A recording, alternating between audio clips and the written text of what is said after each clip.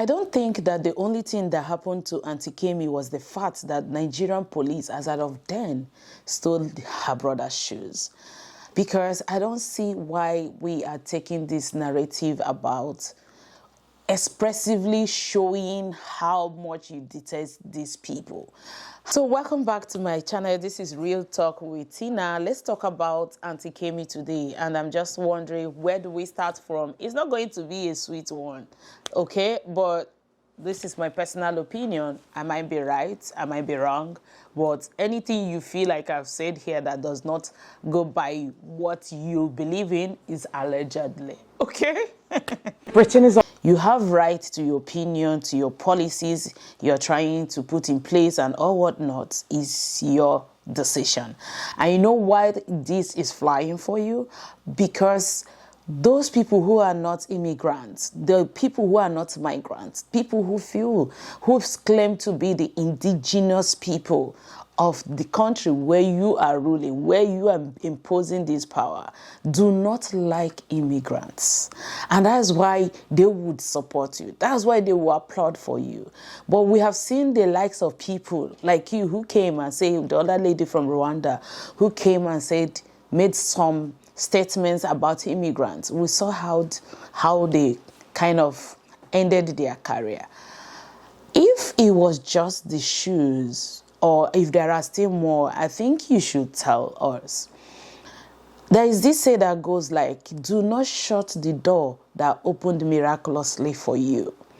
Or this other one that goes by saying that when you're climbing a tree, be nice to everyone you see, because you never can tell who will hold you when maybe the branch trips off and you're falling. Tell me why. Immigrants, let me tell you one thing people have forgotten to understand. Immigrant is more like the economic growth of every country as of now. Why do you think it's trending? Why do you think that the people, the politicians in our dear country are happy about it? This is economic growth in the sense that I'm going to explain it. Once the intellectual people who are intellectually smart, people who have the potential to challenge the government in Africa, where most of these immigrants are flying out from, find out that people are living, those people who could challenge them are living. They have room to exploit. They have room to do more things that they can do. They are frustrating the economy to make sure that for the fact we did not enjoy, we did not inherit those basic amenities, but we strive due to how much we are smart and know things now. We are striving to give those things to our children. We now have to relocate to a country that will support us while we give in our energy. The countries who are welcoming immigrants, do you know the economic strength? Do you know, go in any government that is succeeding today, check their workforce. Check people who pay taxes, because you have to work hard for you to pay tax. You have to earn, like, I don't know how to say this, as much as I'm trying to choose my words right. However, immigrants are not scared of getting a job that pays them $200, $200,000 annually. They are not scared of getting a job that pays them even $500,000 annually.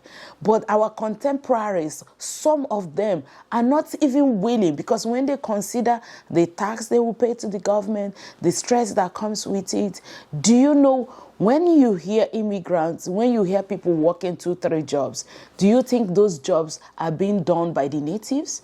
Do you think that those jobs are being done by people who are from the country? So let me tell you guys, I don't know if you're not, I know I've been like trying to ramble around. Kemi Badmosh, or Kemi, yeah, let's go by Kemi, is a Nigerian. However, what we are seeing today and seeing it as an opportunity to better the lives of our children, moving from our country where our politicians are not supportive to another country.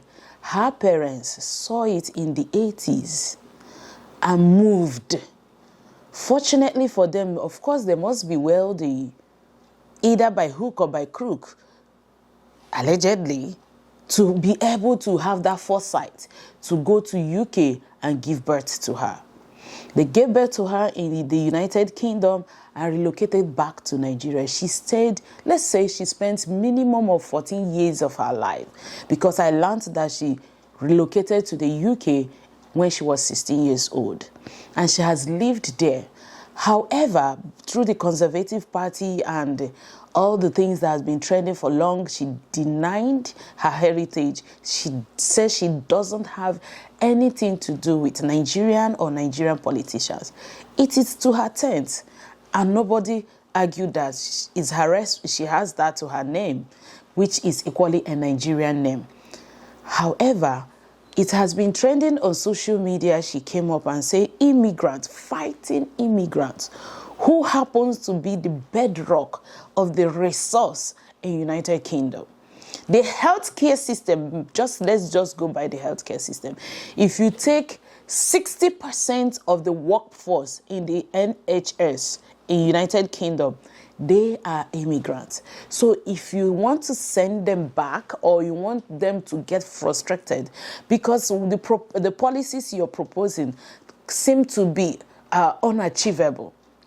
If you have ever been supported by any government financial aid and all whatnot, you are no longer qualified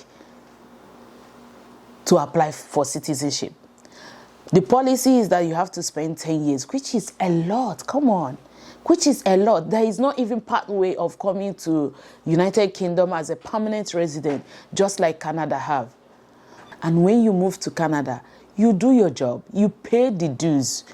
You will survive. Most of us have never laid our hand on any kind of support, financial support from the government. We work 2-3 jobs. We pay taxes. We even do tax refund just for us to support the economy, just for us to... Do you know what is global warming? Do you know what is global? Do you know it has a lot to do with population, human beings? If you think you don't need people in the country because you have the power to speak to that. Okay, let's go about a situation where someone came into United Kingdom legally and working. And I know there is something called employment insurance, and the person have accident and happens to now rely on employment insurance. Do you categorize that person as not being able to make a certain amount that qualifies him or her to apply for citizenship? So your plan now is that come in here, work like Jackie, and never give a second home to your children or to yourself. Some of us, if you give us opportunity, if not for the politicians we have in our country, and there is no something like international law that can caution them, or international powers, because they're taking those money to their countries to even invest in their countries. That's why I respect a country like Canada, who have stopped. You can't just steal money from Nigeria or any country on the list and come to Canada to buy houses for your children. Even though I have stories of them using people who reside here to even buy those houses for their children. However, so that person who is on economic insurance or employment insurance, do you categorize that person as depending on government?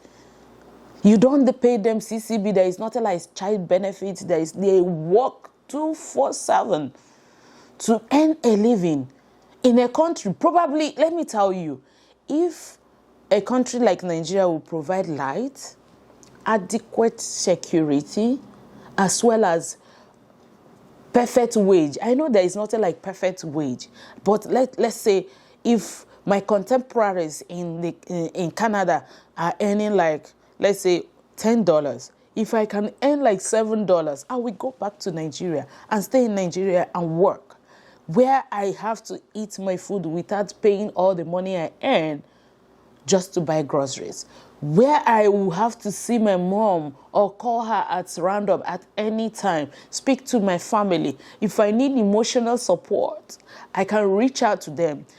We immigrants are frustrated enough by the things we miss from home.